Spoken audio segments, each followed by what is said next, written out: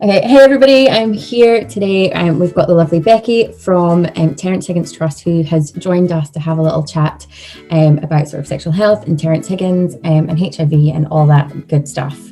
And we've got a couple of questions that you've sent in. So I suppose I'll just, you want to introduce yourself, Becky, and tell us a little bit about you. Thank you for coming on today. Oh, thank you for having me. Welcome to my house, my child's bedroom. Thank you for having us. We're very happy to be here. So I'm Becky. I work for Terrence Higgins Trust. It's my job title is Health Promotion Specialist for Fife. So it's my job to make sure that all you guys in Fife have got good sexual health and you're clued up on where to go. You're having good, healthy relationships. Your sexual health adds into all that. So I'm excited to answer some of your questions. And we've had a few come in because obviously like this past 12 months has been, everything has kind of been put on hold. Yes. So I think the kind of first question that came sort of through more than any other was how often should people get tested? So like I have my own answer for this, but like generally how often do you recommend that people go and get checked? Well, it's really up to the individual. I would reckon if you're going to enter a new relationship with somebody, you should always get tested beforehand. Yeah. Both of you should. So you and that person are going into that relationship with a clean bill of sexual health. Yes, you can enjoy yourself without having to panic about anything too much.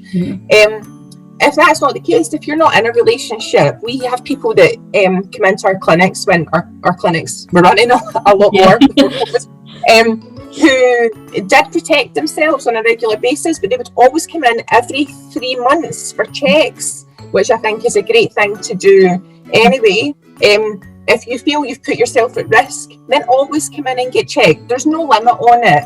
To be honest, I kind of think that the more often, the better. Yeah. I was always of the mind of after every new sexual partner.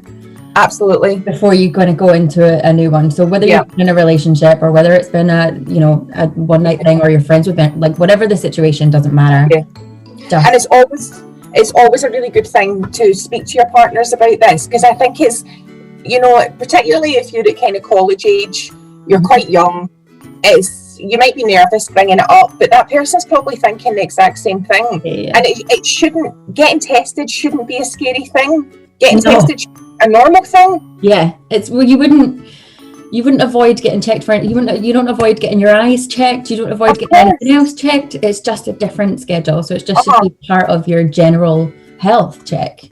Of course. And there's nothing to be embarrassed about. Whenever you walk into the clinics or the doctors or any of the hospitals that you might go to get checked, like they've seen several people that day.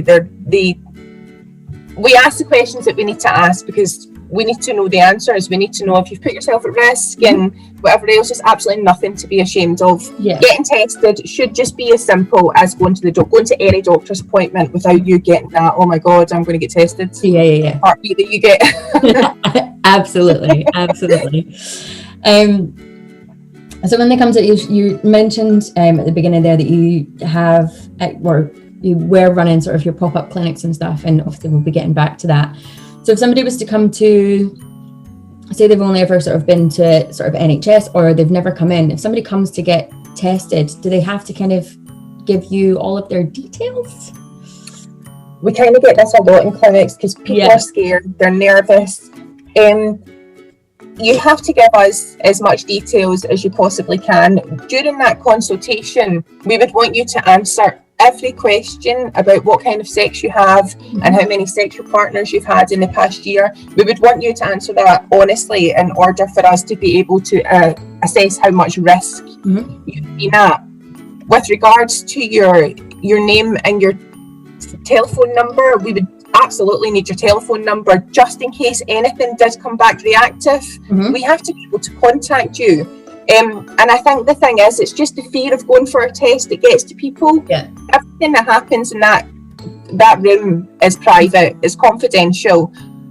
But if there is a test result that that comes back that maybe needs further looked into, we do need your details in order to contact you and to pass you on to a third party, i.e. the NHS. So, but the third party that we pass you on to will also be confidential. So again, giving your details is nothing to be worried about. It's part and practice of the whole parcel. Absolutely.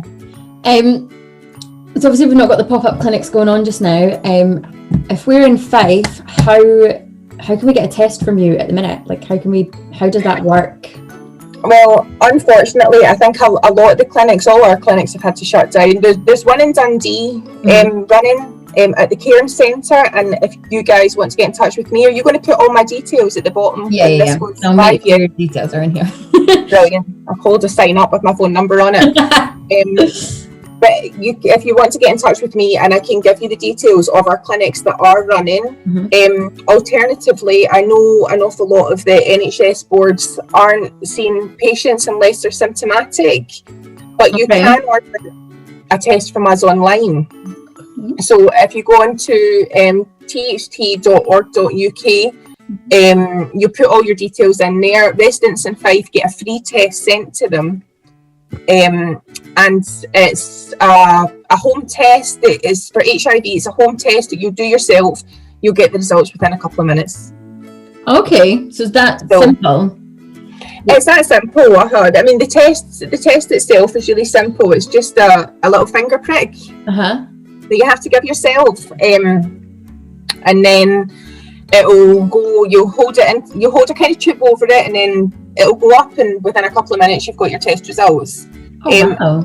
And if you're scared to do it by yourself, then I am always happy to be at the other end of a Zoom call talking you through this and giving you my banter. But these things can be nerve-wracking, particularly if you're doing it by yourselves. But we're here to help as much as we possibly can. That's really nice. It's really nice to know that support. There's still ways to be tested, but also there's you're open to having this sort of one-on-one support as well.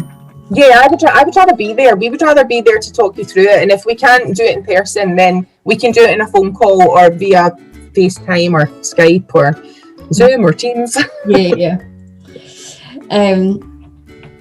Right. So there's been a TV program that has taken off recently, and I've had a few students ask after watching the It's a Sin. I haven't watched it myself yet, but I've heard about it.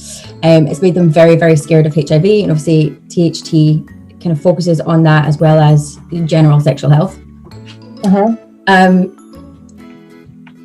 For these students, what is the kind of main difference between HIV in the 80s versus now? Like, how does it differ? What's the difference? The main difference is the medication that you get if you are HIV positive. So back in the 80s, nobody had a clue what this was. Nobody had a clue. And you said you haven't watched the TV programme. I highly recommend watched it yet, but honestly, big box of tissues ready. I don't know if I'm emotionally in a place to do that right now, but a lot of people have said that, and they've not actually been ready to watch it because they know that it's just going to be, oh my god. Yeah. So anyway, the main difference is the medication. So back in the day, they didn't know what this was. They didn't know what it was doing to people. I think they thought it was a cancer at first. They thought it was just like a cancer that only gay people get and everything else. So nowadays you've got your antiretrovirals. So if you are HIV positive, you get put on medication and you will live a happy, healthy, long life. It's a tablet that you take every day, sometimes two, and that's a huge difference. They didn't have that medication back then, but they've got it now, and it makes a massive difference. The HIV is not a death sentence anymore. It's not something to be terrified of. Back then, I can completely understand how it was, and as well as the medication that HIV positive people take, there's a thing that an awful lot of MSM take, so men that have sex with men. There's a medication called PrEP, and the only way I can describe it is it's like the contraceptive pill that girls take to stop themselves from getting pregnant. Right. This is a tablet that boys take to stop themselves from getting HIV. So you have to fit into a certain criteria to take this. But again, this has stopped so many transmissions. There's also PEP, which is a medication that you can take within 72 hours of putting yourself at risk. You can get it from accident and emergency. I think you might be able to get it from your doctors. And again, that's probably similar to the morning after pill for girls to stop them from getting pregnant. This stops guys getting HIV. Wow. It's amazing how far they've come. No, why is this information not so white? I had no idea, and I'm like, keep myself in the loop with different things. Like, I'm very much an advocate of getting checked and good sexual health and good knowledge of your reproductive health. I had no idea how far that had come. I know. Wow. We need to shout about it a lot more, I think. I think every sexist needs to shout about it a lot more. These are things that need to be known. And it's a shame that they're not yet. Yeah. But hopefully we're getting there. I mean, we are so different from the 80s and 90s, you know, and that literally is medication that's kind of brought us to where we are now. Medication, mindset, all of it. Absolutely. A few people, I think, on the back of that kind of documentary and that last question were wondering if you, like THD, knew how many people in Scotland have HIV just now. So, in 2019, there was just over 6,000 people that were HIV positive. So 92% of people that had been out of the 92% of people that had been diagnosed, 98% were on HIV treatment, so they're antiretrovirals that I was telling you about. I can see your cat. Never worked with children or animals. I know. So 98% of people are on treatment, and 95% of these people were had an undetectable viral load. So basically what this treatment does is, when you get HIV, your viral load can go up, and that's basically that makes it harder for your immune system to fight off infections. So what the antiretrovirals do is bring your viral load down. And if you've got an undetectable viral load, that means you cannot pass on HIV. So you could have sex with a HIV positive person who was on antiretrovirals, who would have an undetectable viral load, and there would be no risk of you contracting it. Wow. I know. That is amazing. It's massive how much it's changed. Goodbye. Anyway, honestly, I'm blown away by the information. Just this very small short time, I'm absolutely blown away by the few bits that you've just said. It's quite cool. There's so much to learn on it. And I think it's why it's really important to have these. Obviously, I'm trying to look at having these conversations with yourself, with NHS, with CLIC, with a couple of other organisations. But I think it's really important to look at it as a whole. Yeah, everyone. And I think, obviously, I've been speaking with you this past year, and I think THT is kind of very well recognised as an organisation that is an advocate and a supporter of the LGBT community. And I think that's probably the old preconceptions, watching It's a Sin and watching how how it's generally been thought of. So like I was saying, THC is very well recognised as being a supporter with the LGBT community, and I never want to put anything in that one box. So you don't just support the LGBT community, do you? Support everybody, straight. Yeah. Anyone is able to come and use your service.